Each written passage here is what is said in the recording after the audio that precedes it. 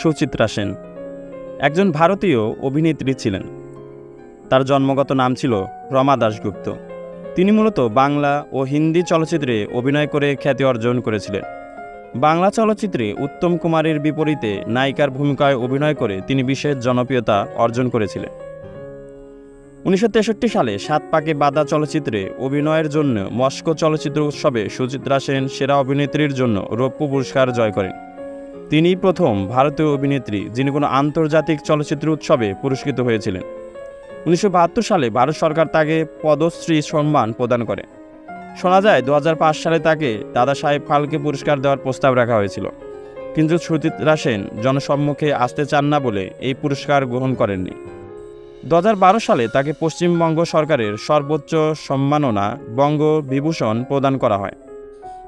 ব্যক্তিগত জীবন ও শিক্ষা।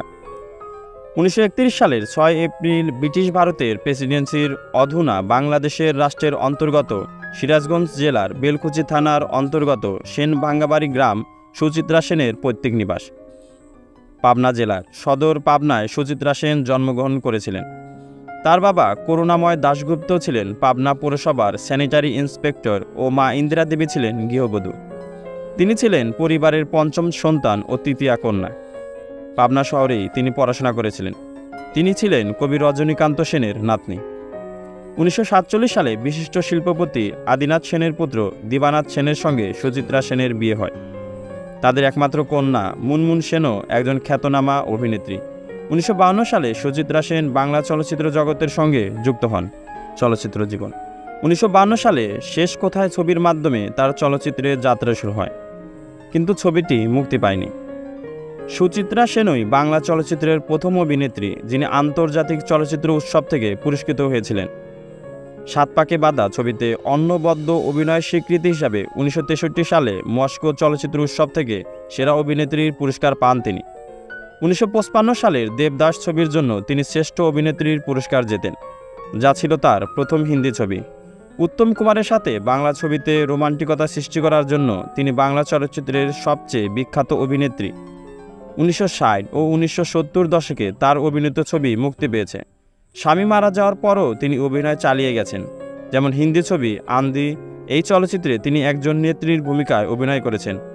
বলা হয় যে চরিত্রটির প্রেরণা এসেছে ইন্দিরা গান্ধী থেকে। এই ছবির জন্য তিনি ফিল্মফেয়ার শ্রেষ্ঠ অভিনেত্রী হিসাবে মনোনয়ন পেয়েছিলেন এবং তার স্বামী চরিত্রে অভিনয়ে সঞ্জীব কুমার শ্রেষ্ঠ অভিনেতার পুরস্কার জিতেছিলেন। হিন্দি চলচ্চিত্রে গুরুত্বপূর্ণ অবদানের স্বীকৃতি হিসাবে প্রতি বছর দাদা সাহেব সম্মাননা প্রদান করে ভারত সরকার। চলচ্চিত্রের অন্যতম মর্যাদাপূর্ণ এ সম্মাননা নিতে অস্বীকৃতি জানিয়েছিলেন সুচিত্রা সেন। 2005 সালে দাদা সাহেব সম্মাননা প্রত্যাখ্যান করেছিলেন তিনি। সম্মাননা নিতে কলকাতা থেকে দিল্লি যেতে চাননি বলেই এমন সিদ্ধান্ত নিয়েছিলেন তিনি। অভ্যন্তরীণ জীবন। 1978 সালে সুদীর্ঘ 25 বছর অভিনয়ের পর তিনি চলচ্চিত্র থেকে অবসর গ্রহণ করেন। এরপর তিনি লোকচক্ষু থেকে আত্মগোপন করেন এবং রামকৃষ্ণ মিশনের সেবায় ব্রতী হন।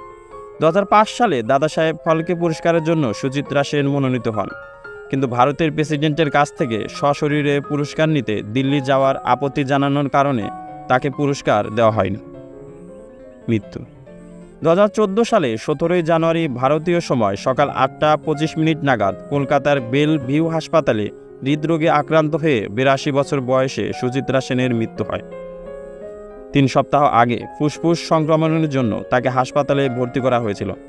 পশ্চিমবঙ্গের মুখ্যমন্ত্রী মমতা বন্দ্যোপাধ্যায় তার শেষকৃত গান স্যালুট দেবার কথা ঘোষণা করেন। ভারতের রাষ্ট্রপতি প্রণব মুখোপাধ্যায়, প্রধানমন্ত্রী মনমোহন সিং ও ভারতীয় জনতা পার্টির প্রধানমন্ত্রী পদপ্রার্থী নরেন্দ্র মোদী সুচিত্রা সেনের মৃত্যুতে শোকবার্তা পাঠান।